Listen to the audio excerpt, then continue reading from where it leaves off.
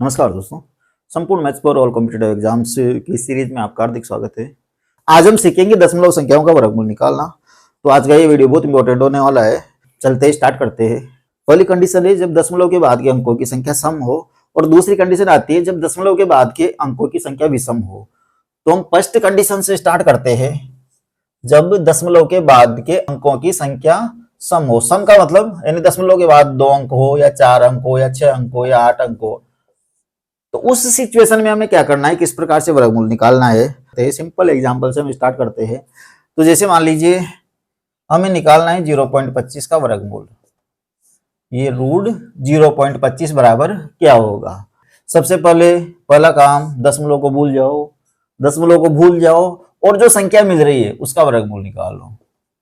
तो अगर हम दशमलव को भूल जाते हैं यहाँ पर, तो हमारे पास संख्या क्या बचती है, 25 बचती है। और हम क्या करेंगे, 25 का वर्गमूल निकाल लेंगे। और 25 का वर्गमूल कितना होता है, 5 होता है।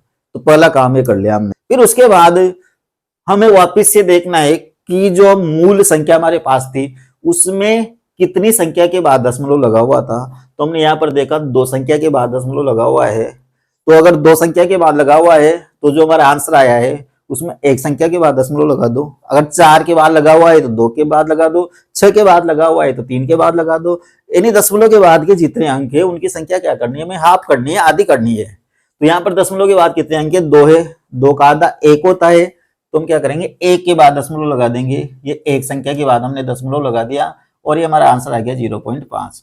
तो एक बिल्कुल सिंपल सी संख्या से हमने स्टार्ट किया था। तो इस प्रकार से हमें निकालना है।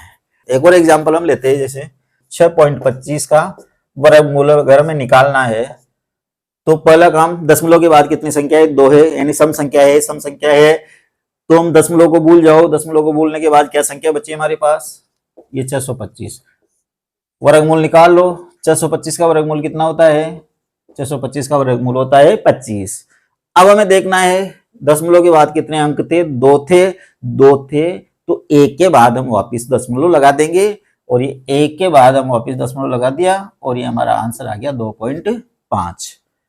कुछ एग्जांपल और लेते हैं हम। 0.0025 0.0025 का वर्गमूल हमें निकालना है। तो क्या करना है, दशमलव के बाद कितने अंक है, 4 अंक है। 4 अंक के मतलब सम है। सम है तो क्या करना है, दशमलव को भूल जाओ। दशमलव को भूलने के बाद क्या संख्या बची हमारे पास, संख्या बची हमारे पास 25। 25 का वर्गमूल निकाल लो। 25 का वर्गमूल कितना होगा, 5 होगा। और अब हमें देखना है कि दशमलव के बाद कितने अंक थे, 1 2 3 4। 4 अंक थे। 4 का आधा कितना होता है, 2 होता है। तो जो हमारा आंसर आया है उसमें 2 के बाद दशमलव लगा दो। तो ये 2 के बाद हमने दशमलव लगा दिया और हमारा आंसर क्या आ गया, 0.05 हमारा आंसर आ गया। तो ये काम हमें करना है। 4 है तो 2 के बाद दशमलव लगा दिया। अब ये जो भी संख्याएं ली थी पूर्ण वर्ग संख्याएं थी। नेक्स्ट जैसे मान लो क्वेश्चन आ गया अपने पास 0.23 का वर्गमूल निकालो। 0.23 का वर्गमूल निकालो। 0.23 का वर्गमूल निकालना है हमें। दशमलव के बाद कितने अंक है, 2 है। सम है। सम है इसका मतलब दशमलव को भूल जाओ। दशमलव को भूल कर किसका वर्गमूल निकालना है, हमें 23 का वर्गमूल निकालना है। प्रीवियस वीडियो में हमने ऐसी संख्याएं जो पूर्ण वर्ग संख्याएं नहीं है उनका वर्गमूल निकालने की ट्रिक्स देखी थी। तो उस ट्रिक्स से हम 23 का वर्गमूल निकालेंगे। ट्रिक्स कौन सी थी, अगर आपने प्रीवियस वीडियो नहीं देखा है तो आप उसको जरूर देखिए, उसमें आपको अच्छी तरह से समझ में आ जाएगा। ट्रिक्स थी हमारे पास कि जो 23 है जिसका हमें वर्गमूल निकालना है उसकी निकटतम पूर्ण वर्ग संख्या हमें निकालनी है। तो निकटतम में छोटी वाली 4 स्क्वायर बराबर 16 होते हैं और 5 स्क्वायर बराबर 25 होते हैं। तो दोनों में ज्यादा निकट कौन है, ये बड़ी वाली ज्यादा निकट है, ज्यादा पास में है। क्योंकि 16 और 23 में कितना अंतर है, 7 का अंतर है। जबकि 23 और 25 में सिर्फ 2 का अंतर है। तो निकटतम संख्या कौन सी हो गई, 25 हो गई। यहां से हमने आंसर फाइंड किया था तो ये 5 से हम चलेंगे। आंसर क्या आएगा, 5 से कम आएगा। 4 और 5 के बीच में आएगा लेकिन 5 से कम आएगा। कम आएगा तो हमने क्या लगाया था, माइनस का निशान लगाया था। फिर ये जो 23 है 25 से कितने कम है, 2 कम है। तो ये हमने लिख दिया 2 और बटे में ये जो संख्या है इसको डबल करके हम यहाँ पर लिख देते थे। और ये 5 माइनस 2 बटे 10।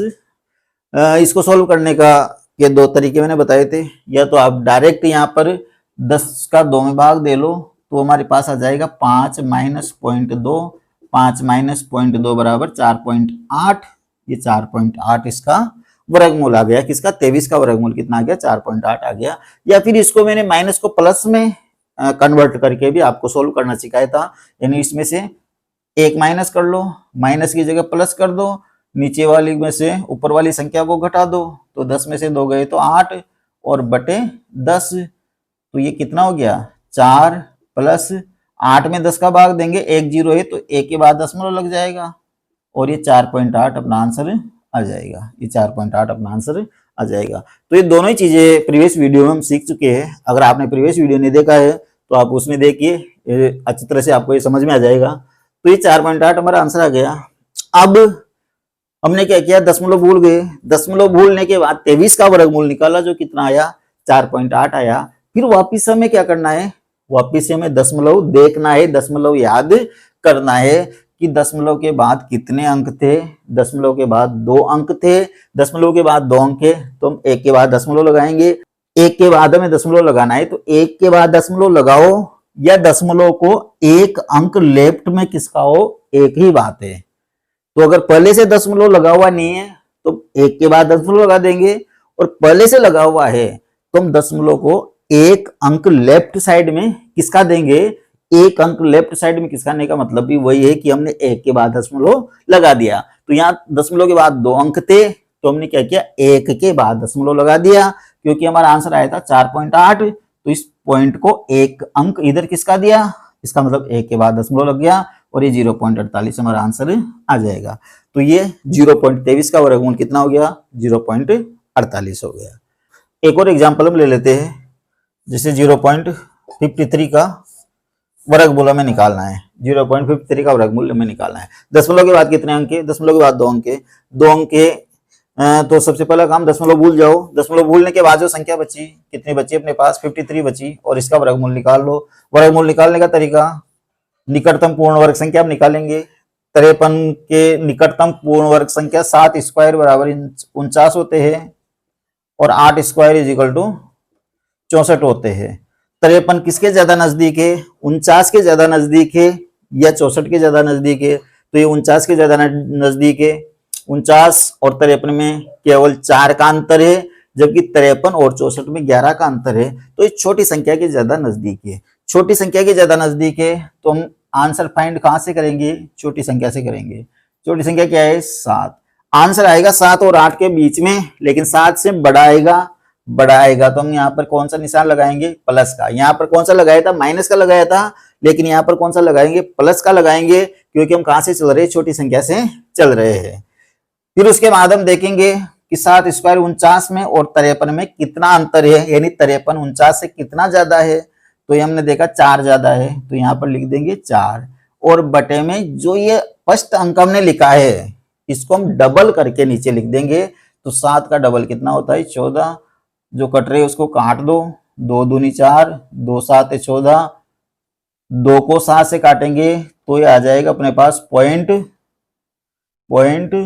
7 दूनी 14, 6 बचे 7 8 56, 2 अंकों तक कापी है तो 0.28 और ये हो गए अपने पास 7.28। तो ये हमने वर्गमूल निकाल लिया। अब वापस क्या करना है? हमें वापस दशमलव याद करना है कि दशमलव के बाद कितने अंक थे? 2 अंक थे। हमें कितने के बाद दशमलव लगाना है? अगर दशमलव के बाद 2 अंक है तो हमें 1 के बाद दशमलव लगाना है। तो 1 के बाद दशमलव लगाने का मतलब है दशमलव को 1 अंक हम लेफ्ट में किसका लेंगे और हमारा आंसर आ जाएगा 0.728। आंसर अधिकतर 2 अंकों तक आता है, तो लास्ट वाला अंक अगर ना भी लिखो तो भी कोई बात नहीं है। 0.72 से ही हमें पता लग जाएगा कौन सा आंसर है, फिर भी पूरा आंसर 0.728 हमारा आंसर आ जाएगा। तो इस प्रकार से आपको सोल्व करना है। तो यदि दशमलव के बाद सम अंक है तो ऐसे करना है। अगर दशमलव के बाद विषम अंक है तो हमें क्या करना है? तो ये चीजें आपको समझ में आ गई होगी। या तो पूर्ण वर्ग संख्या आएगी या पूर्ण वर्ग संख्या नहीं आएगी। दोनों ही संख्याओं के वर्गमूल निकालना हम प्रीवियस 2 वीडियो में सीख चुके हैं, अच्छी तरह से सीख चुके हैं। तो अगर आपने वो वीडियो नहीं देखे तो आप पहले उनको देखिए। दूसरी कंडीशन होती है यदि दशमलव के बाद विषम संख्या आती है, यानी 1 संख्या 3 संख्या या 5 संख्या इस प्रकार से आती है, तब हमें क्या करना है? जैसे 0.4 का वर्गमूल क्या होगा? 0.4 का वर्गमूल हमें निकालना है। अब दशमलव के बाद कितने अंक है? केवल एक ही अंक है, यानी विषम संख्या है। विषम संख्या अगर आती है तो पहला काम हमें ये करना है कि आगे जीरो लगाकर उस विषम अंकों को सम अंकों में कन्वर्ट करना है। अगर एक ही अंक है तो एक जीरो लगा के 2 करना है, अगर 3 है तो एक जीरो लगाकर उसको 4 करना है, 5 है तो 6 करना है, 7 है तो 8 करना है। कुल मिलाकर अगर विषम अंक है तो आगे एक जीरो लगा दो, सम हो जाएंगे। सम हो गए। अब जो पहले वाले एग्जाम्पल्स हमने सोल्व किए थे वैसे ही इसको सोल्व कर लेंगे।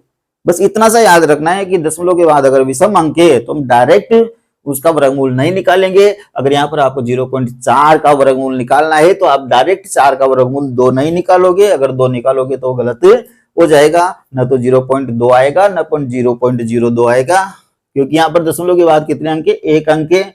विषम अंक है, हमें क्या चाहिए? दशमलव के बाद सम अंक चाहिए। तो सम अंक चाहिए तो हमने एक जीरो लगा दिया। एक जीरो लगाते कितने अंक हो गए? 2 अंक हो गए। 2 अंक हो गए। 2 अंक होने के बाद आप वापिस से दशमलव को भूल जाओ। दशमलव को भूलने के बाद क्या मिला हमें? 40 मिला।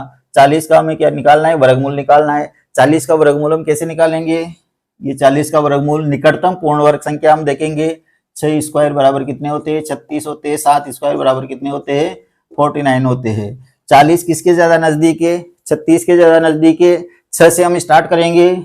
ये 6 से हम स्टार्ट करेंगे। 6 प्लस 6 से बड़ा आंसर आएगा हमारा। 6 और 7 के बीच में हमारा आंसर आएगा। 6 से बड़ा आएगा तो हम लगाएंगे यहाँ पर प्लस। ये जो 40 से 36 से कितने ज्यादा है? 4 ज्यादा है। बटे इस 6 को डबल करके यहाँ पर लिख देंगे।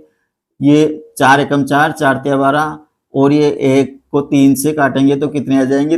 0.339, 339, 0.33 आ जाएंगे। और ये हमारा आंसर कितना आ गया? 6.33 हमारा आंसर आ गया। यानी 40 का वर्गमूल कितना आ गया? 6.33 आ गया। अब हम देखेंगे यहाँ दशमलव के बाद कितने अंक है? 2 है। एक था जो हमने क्या कर दिया था? 2 कर दिया था। दशमलव के बाद 2 अंक है तो अब हम एक के बाद दशमलव लगाएंगे, और पहले से दशमलव लगा हुआ है इसका मतलब हम दशमलव को एक अंक लेफ्ट की ओर किसका देंगे, और ये हमारा आंसर आ जाएगा 0.633, यानी 0.63 हमारा आंसर आ जाएगा। तो 0.4 का वर्गमूल कितना आएगा? 0.63 या 0.633, ये हमारा आंसर आ जाएगा। तो 2 अंकों तक, अधिकतर 2 अंकों तक आंसर देते हैं वहां पर, और 2 अंक हमारे हो गए 0.63। तो इस प्रकार से आपको सोल्व करना है। एक और एग्जांपल ले लेते हैं अपन। जैसे मान लो क्वेश्चन आ गया 2.5 का वर्गमूल ज्ञात कीजिए। तो यहाँ पर दशमलव के बाद एक ही अंक है तो यहाँ पर डायरेक्ट 25 का वर्गमूल 5 नहीं निकालना हमें क्या करना है? दशमलव के बाद एक ही अंक है तो उसको 2 में बदलना है। 2 करने हैं, इसका मतलब यहाँ पर क्या लगानी है? हमें जीरो लगानी है। 2.5 को 2.50 करना है। और अब दशमलव भूलना है। अब दशमलव भूलते ही संख्या कितनी हो गई? 250 हो गई। और 250 का वर्गमूल हमें निकालना है। 250 का वर्गमूल हम निकालेंगे तो निकटतम पूर्ण वर्ग संख्या हम निकालेंगे। दोनों तरीकों से आप निकाल सकते हो। भागफल विधि से भी मैंने अच्छी तरह से आपको प्रीवियस वीडियो में सिखा दी थी। भागफल विधि से भी निकाल सकते हो और इस प्रकार से ट्रिक से भी निकाल सकते हो। तो यहाँ पर हम देखेंगे 250 की निकटतम संख्या 15 स्क्वायर बराबर 225 होते हैं। ये 15 स्क्वायर बराबर 225 होते हैं। और 16 स्क्वायर बराबर 256 होते हैं। ये 16 स्क्वायर बराबर 256 होते हैं। तो ये 250 किसके ज्यादा नजदीक है? 256 के ज्यादा नजदीक है या 225 के ज्यादा नजदीक है? तो हमें दिख रहा है 256 के ज्यादा नजदीक है, क्योंकि इसमें केवल 6 का ही अंतर है। तो हम कहां से चलेंगे? बड़ी संख्या से चलेंगे। संख्या क्या है? 16। आंसर क्या आएगा? 16 से कम आएगा, 15 से ज्यादा आएगा। 16 से कम आएगा तो निशान कौन सा लगाएंगे? माइनस का लगाएंगे। 250 256 से कितने कम है? 6 कम है। ये 6 लिख दिया। बटे जो 16 यहाँ लिख के इसको डबल करके यहाँ लिख देंगे। डबल करेंगे तो कितने हो जाएंगे? 32 हो जाएंगे। जो कट रहा है उसको काट दो। 2 तिया 6 और 2 से कट गए 16 बार। अब अगर हम यहाँ 3 में 16 का भाग देंगे और माइनस करेंगे तो थोड़ा टाइम ज्यादा लग सकता है। इसलिए दूसरा तरीका मैंने आपको बताया था कि इसको आप माइनस को प्लस में कन्वर्ट करके और इसको सोल्व करना। तो प्लस में कन्वर्ट करने के लिए हम क्या करते हैं? जो संख्या दी गई उसमें से एक घटाते हैं। एक घटाते हैं, यहाँ पर रह गए 15। माइनस की जगह क्या लिख देते हैं? प्लस लिख देते हैं। और नीचे वाली संख्या में से ऊपर वाली संख्या को घटा देते हैं। तो 16 में से 3 गए तो कितने बच गए? 13। और बटे में नीचे वाली संख्या को हम जैसा का जैसा ही लिख देते हैं। अब हम 13 में 16 का भाग दे लेंगे। 130 में 16 का भाग देंगे, 8 बार जाएगा। 16 8 128, कितने बच गए? 2 बच गए। ये 2 बच गए, 2 बच गए, यहाँ 0 लगाएंगे, फिर 20 में 16 का भाग देंगे, एक बार जाएगा। 2 अंकों तक हमें निकालना है, उससे ज्यादा हमें निकालना भी नहीं है। तो पॉइंट 81 आ गए हमारे पास, और इसका आंसर क्या आ गया 15.81। अब वापिस हमें देखना है दशमलव के बाद कितने अंक थे। एक था जिसको हमने किस में बदल दिया था, 2 में बदल दिया था, तो दशमलव के बाद 2 अंक है। तो वापिस जो आंसर आया है उसमें कितने के बाद दशमलव लगाएंगे, 2 है तो 1 के बाद लगाएंगे, 4 होते तो 2 के बाद लगाते, 6 होते तो 3 के बाद लगाते, तो यहाँ 2 है तो 1 के बाद दशमलव लगाएंगे। इन्हीं दशमलव को 1 अंक इधर किसका देंगे और 1 अंक इधर किसका, थे हमारा आंसर आ जाएगा 1.58। लास्ट वाले अंक को छोड़ देना, 2 अंकों तक ही अधिकतर आंसर आते हैं, तो 1.58 हमारा आंसर आ गया। तो इस प्रकार से आपको सोल्व करना है। तो यहाँ पर अगर आप डायरेक्ट 25 का 5 कर दोगे और 0.5 या 0.05 भी ऑप्शन में आपको मिलेंगे, वहां पर भ्रमित करने के लिए ऑप्शन इस प्रकार से भी मिलेंगे आपको। इसमें आपको ऑप्शन 0.2 भी मिलेगा, 0.02 भी मिलेगा, ऐसे इसमें आपको 0.5 भी मिलेगा, 0.05 भी मिलेगा। तो यहाँ पर आपको भ्रमित नहीं होना है। और इस प्रकार से अगर दशमलव के बाद एक ही अंक है तो उसको 2 में कन्वर्ट करना है, और 2 में कन्वर्ट करके हमारा आंसर फाइंड करना है। तो आप समझ गए होंगे कि दशमलव वाले संख्याओं का वर्गमूल किस प्रकार से निकाला जाता है। आगे नेक्स्ट जो एग्जाम्पल से सोल्व करेंगे तो वहां पर कई हमारी दशमलव वाली संख्या आएगी, वहां हमें निकालना पड़ेगा, तो वहां पर और आपकी प्रैक्टिस हो जाएगी। दोस्तों, अगर आपको वीडियो पसंद आया हो तो वीडियो को लाइक कीजिए, शेयर कीजिए, बेल आइकन को दबाइए, और साथ ही हमारी जो सीरीज है संपूर्ण maths for all competitive exams, इसकी विशेषता ये है कि हम टॉपिक वाइज चल रहे हैं, एक एक टॉपिक को सोल्व कर रहे हैं। वर्गमूल अभी चल रहा है हमारा, वर्गमूल क्लियर हो जाएगा, कंप्लीट हो जाएगा, उसके बाद ही हम नेक्स्ट टॉपिक स्टार्ट करेंगे। तो अगर आप किसी भी कंपटीशन की तैयारी कर रहे हो तो हमारी सीरीज को ज्वाइन कर सकते हो, संपूर्ण maths for all competitive exam series को ज्वाइन कर सकते हो। और साथ ही हमारी एक जीके की सीरीज भी चल रही है, जिसमें जीके ट्रिक्स और बेसिक्स दोनों चल रहे हैं। जो चीजें ट्रिक्स से याद करने की है, जो चीजें रटने की है, जो चीजें याद करने की है, उनको हम ट्रिक्स से उस वीडियो में कंप्लीट याद करवा देते हैं। हमने करीब 40-50 नदियों के उद्गम स्थल, 40-50 प्रमुख बांध है कौन सी नदी पर बने हुए हैं और कौन सी स्टेट में है, प्रमुख पर्यटक स्थल है, प्रमुख पहाड़ी नगर है, इस प्रकार के बहुत सारे ट्रिक्स वाले वीडियोस में आपको मिल जाएंगे। साथ ही साथ बेसिक्स के जो वीडियो है, ज्योग्राफी बेसिक के, वो भी आपको मिल जाएंगे। तो अगर आप किसी भी कंपटीशन की तैयारी कर रहे हो तो हमारी जीके वाली सीरीज को और मैथ्स वाली सीरीज को जरूर ज्वाइन कीजिए और जरूर फायदा लीजिए। तो मिलते हैं नेक्स्ट वीडियो में। जय हिंद।